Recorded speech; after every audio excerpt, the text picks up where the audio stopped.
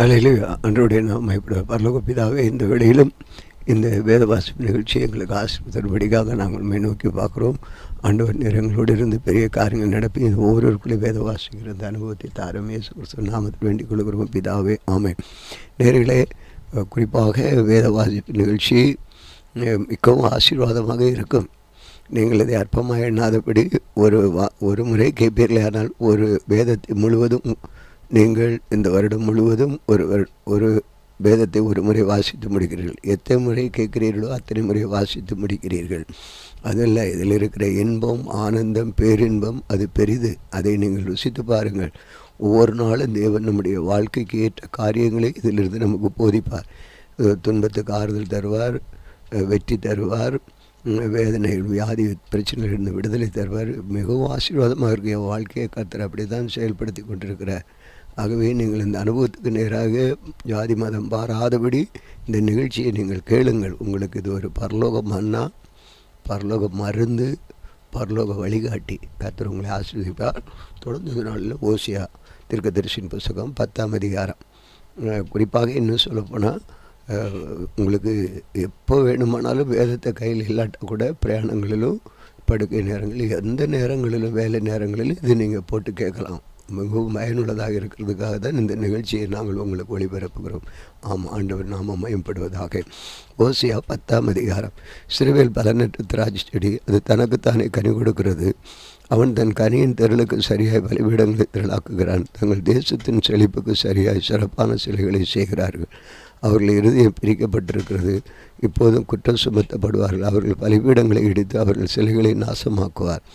நாம் கர்த்தருக்கு பயப்படாமல் போனபடியினால் நமக்கு ராஜா இல்லை, ராஜா இருந்தாலும் நமக்காக என்ன செய்வார் என்று எண்ணி சொல்லுவார்கள். பொய்யான எடுக்கிற வார்த்தைகளை சொல்லி உடன்படிக்கை பண்ணி கொண்டார்கள். ஆகையால் வயல்வெளி படைச்சால்களின் விஷப்பூண்டுகளைப் போல நியாய தீர்ப்பு முளைக்கும். சமாரியாவின் குடிகள் பெத்தாவியனிலுள்ள கண்டுக்குட்டி நிமித்தம் பயமடைவார்கள். அதற்காக களி கூர்ந்து அதன் ஜனமும் அதன் பூஜாசாரிகளுக்கும் அதன் மகிமை அதை விட்டு நீங்கி போய்கிட்டு என்று அதற்கு துக்கம் கொண்டாடுவார்கள். அதுவும் அசிரியாவிலே யாரே ராஜாவுக்கு காணிக்கையாக கொண்டு போகப்படும். எப்ராஹிம் லட்சியடைவான். இஸ்ரவேல் தன் ஆலோசனையினாலே வெட்கப்படுவான். சமாரியாவின் ராஜா தண்ணீர் மேல் இருக்கிற நுரையைப் போல அழிந்து போவான்.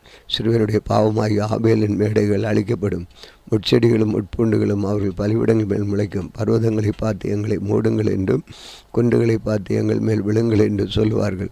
சிறுவேல் இன்னைக்கு கிவியாவின் நாட்கள் முதல் பாவம் செய்து வந்ததாக கிவியானிலே அக்கிரமக்காரர் வந்த யுத்தம் தங்களை கிட்டுவதில்லை என்று அந்த நிலையில் இருக்கிறார்கள். நான் அவர்களை தண்டிக்க விரும்புகிறேன். அவர்களை செய்த 2 வித பாவங்களின் நிமித்தம் கட்டப்படும் பொழுது ஜனங்கள் அவர்களுக்கு விரோதமாக கூடுவார்கள்.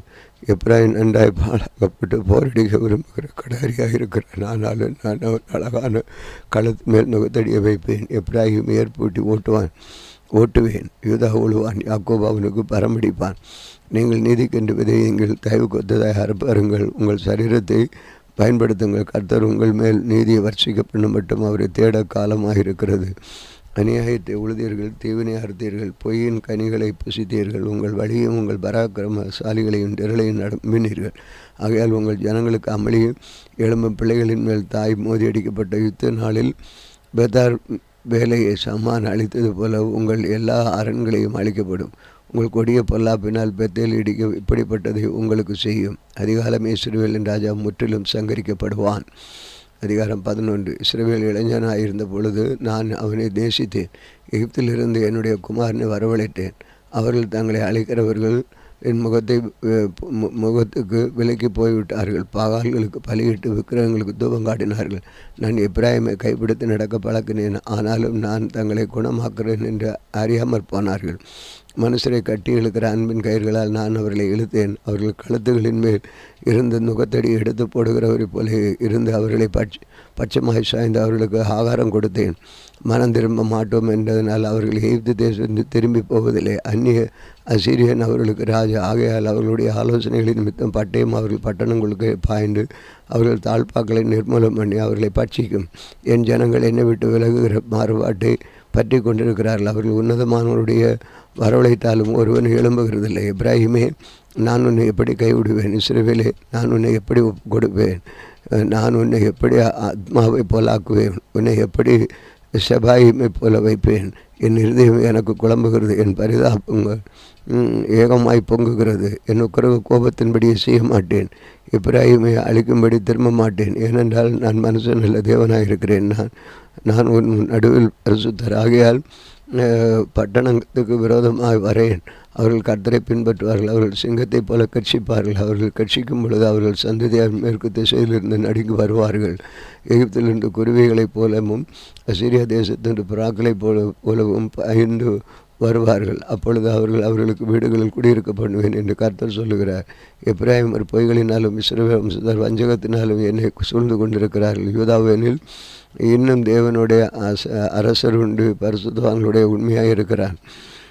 அதிகாரம் 12. எப்பிராயீம் காட்டை மேய்ந்து கொண்டர் காட்டை பின்தொடர்கிறான். அவன் நாள்தோறும் பொய்யையும் கேட்டையும் வர்த்திக்க பண்ணி அசீரியருடைய உடன்படிக்கை பண்ணுகிறான். எகிப்து எண்ணெயை கொண்டு போகப்படுகிறது.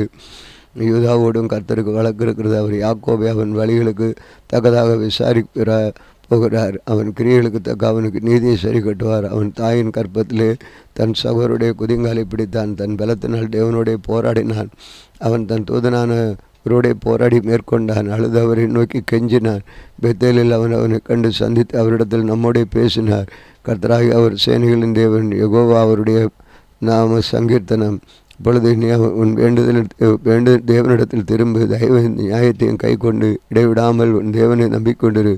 அவன் வியாபாரி, கள்ளத்தராசு, அவன் கையில் இருக்கிற அநியாய செய்ய விரும்புகிறான். எப்பிராயீம் தன் ஐஸ்வர்யவனாகினேன், தன் பொருத்தனை சம்பாதித்தேன், தான் பிரயாசப்பட்டு தேடின எல்லாவற்றிலும் பாவமாகிய அக்கிரமம் என்னிடத்தில் கண்டுபிடிக்கப்படுவதில்லை என்று சொல்லுகிறான். உன்னை எகிப்து தேசத்தில் அழைத்து வந்த முதற்கொண்டு உன்னை தேவனாகிய கர்த்தராக இருக்கிற நான் பண்டிகை நாட்களில் செய்ய போகிற போல திரும்பவும் உன்னை கூடாரங்கள் தாபரிக்க பண்ணுவேன். அப்படி தீர்க்கதரிசிகளோடு சொன்னேன். நான் அநேகம் தரிசனங்களை அருளினேன், தீர்க்க தரிசனங்களை கொண்டு ஓமைகளால் பேசினேன். கீழே அது அக்கிரம ஸ்தலமோ? ஆமாம், அவர்களே அபத்தரானார்கள். கில்கால்களை அவர்களை பலியிடுவார்கள். அவர்களுடைய வீடு பீடங்களே வயல் புலங்களில் இருக்கிற கற்குவைகளைப் போல இருக்கிறது. யாக்கோபு சீரியா தேசத்துக்கு ஓடிப்போய் இஸ்ரவேல் ஒரு பெண்ணுக்காக ஊழியம் செய்து ஒரு பெண்ணுக்காக ஆடு மேய்த்தான். கர்த்தர் ஒரு தீர்க்கதரிசியை கொண்டு இஸ்ரவேலை எகிப்திலிருந்து புறப்பட பண்ணினார். தீர்க்கதரிசியினால் காக்கப்பட்டான். எப்பிராயீமோ அவரை மிகவும் கோபப்படுத்தினான். ஆகையால் அவனுடைய ஆண்டவர் அவனுடைய இரத்த வழிகளை அவன் மேல் சுமத்தி அவன் செய்த நிந்தி அவன் மேல் திருப்புவார். வாசிக்க வேண்டிய வேத பகுதி வாசித்தோம். ஜெபிப்போம். பல்வ தந்தையே, இந்த நாளிலே இந்த வேத வாசிப்பின் மூலமாக கர்த்தர் எங்களோடு பேசினீர். அநேக காரியங்களை இந்த புதிய மாதத்திலும் புதிய மாதத்திலே நீர் கொடுத்த வாக்குத்தத்த வசனத்துக்கு கேட்டார் போல இந்த வேத வாசிப்பு இருக்கிறது முழுவதும் உங்களுடைய ஜெபங்களை கேட்பீர், எங்களுடைய நிந்தைகளை எல்லாவற்றையும் நீக்குவீர். எப்படியாக சத்துருக்களை எங்களை விட்டு துரத்துவீர். எங்கள் மத்தியிலே தேவன் அற்புதங்களை செய்வீர். ஆண்டவரை நாங்கள் எப்படி இருக்க வேண்டும் என்பதெல்லாம் இந்த வேத பகுதியிலிருந்து இந்த மாதம் முழுவதுமே ஆரம்பத்திலே பேசியிருக்கிறீர். நாங்கள் அதை பின்பற்றி ஆண்டவரே விசேஷமாக ராஜாவை ஆண்டவரை அழிப்பீர் என்று சொன்னது போல எங்கள் வாக்குத்தத்த வசனத்தில் இருக்கிற அந்த வார்த்தைகளை நீர் கொடுத்திருக்கிறீர். உமக்கு ஸ்தோத்திரம். தேவன் கிரியை செய்யும், உம்முடைய வல்லமை விளங்கட்டும். உம்முடைய நாமத்தை உயர்த்துகிறோம். கர்த்தர் மட்டுமாய் நடந்து வந்த கிருபைகளுக்கு நன்றி செலுத்துகிறோம். இயேசு கிறிஸ்துவின் நாமத்தில் வேண்டிக் கொள்கிறோம் பிதாவே. ஆமேன், ஆமேன், ஆமேன். நாளிலும் எங்களுக்கு விரோதமாக கிரியை செய்கிற அந்த வர வல்லமை நாவிகளை என்ன சொன்ன இயேசு கிறிஸ்து நாமத்தில் கடிந்து கட்டுகிறோம். ஆமேன், ஆமேன்.